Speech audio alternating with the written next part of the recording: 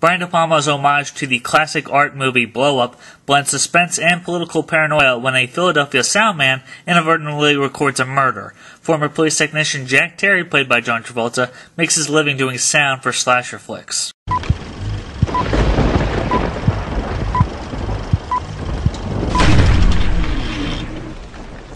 While recording new outdoor effects one night, Jack witnesses a couple's car careen off a bridge into a river, but he can save only the female occupant, a prostitute named Sally, played by Nancy Allen. Jack begins to suspect something when he learns that her dead companion was a presidential hopeful. Replaying his tape over and over, Jack thinks that he hears a gunshot before the crash, causing tire blowout. When sleazy photographer Manny Karp, played by Dennis Franz, comes forward with photos of the accident, Jack discovers the real reason why the naive Sally was in the car, and also a way to prove his auditory suspicions through motion pictures. Even with all of his surveillance talent, however, Jack cannot see or hear how dangerous the big picture really is until it's too late. Written and directed by Brian De Palma, director of such films as Carrie, The Untouchables, and of course Scarface, Blowout is one of his most underrated films, serving as a thriller, a mystery, and as political commentary to the early Reagan era and in the aftermath of the Watergate scandal. If you know anything about De Palma, you know quite often that he was compared to filmmakers like Alfred Hitchcock and was considered the new modern master of suspense. Some have criticized him, perhaps unfairly, for showing his various film influences within his movies, but De Palma would most likely be the first to acknowledge not only the influence that Hitchcock had on him, but the influence that other filmmakers had on him as well. More importantly, De Palma knows how to incorporate style. Any filmmaker with a sense of style further adds to that filmmaker finding his or her own voice. I think it can certainly be incorporated to make a film cooler or more aesthetically interesting, but then I look at filmmakers like Brian De Palma and then someone like Zack Snyder of 300, Watchmen, and Sucker Punch.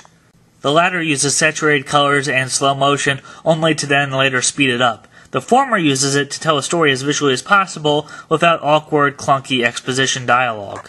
He creates tension. He isn't simply trying to make a cool music video. Of course, De Palma's voyeuristic traits are here as another nod to filmmakers like Hitchcock, with the exception that our main character observes through sound, not through the visual. Voyeurism is always an interesting theme for its irony as we temporarily escape our lives and watch others when we go to the movie theater.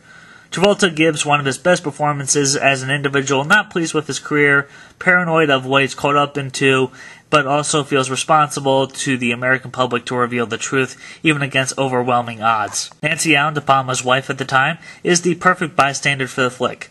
Okay, so her character isn't the sharpest tool in the shed, but she is sweet, kind, and mostly naive of the world she lives in, rather desiring a world where the truth is hidden. Dennis Franz is the perfect creep and partner to Sally, and even more of a sleazeball is the gunman, Burke, played by John Lithgow, as he tries to tie up loose ends. Like any De Palma flick, while there are many stakes and plenty of tension, the filmmaker throws plenty of humor with or without taste. He truly is a filmmaker who knows the importance of images, blending tracking shots and stylistic editing and color choices to make exciting sequences such as the last 20 nail-biting minutes of the film. The last 20 minutes range from a train station to the middle of Philadelphia to a parade of beautiful fireworks with a chance of murder. The ending comes full circle from the beginning, and it couldn't have ended better. While De Palma's more financially successful films, ranging from Mission Impossible and The Untouchables to gangster films like Scarface and Corleone's Way, are certainly worth checking out, I would suggest seeing Blowout. At the time of its release, it performed poorly in theaters, and critics couldn't get past their condescending comparable comments.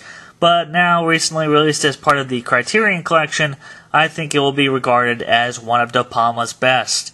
My rating, buy it. That's it from the Movie Rewind. Have a good day, folks. Until next time.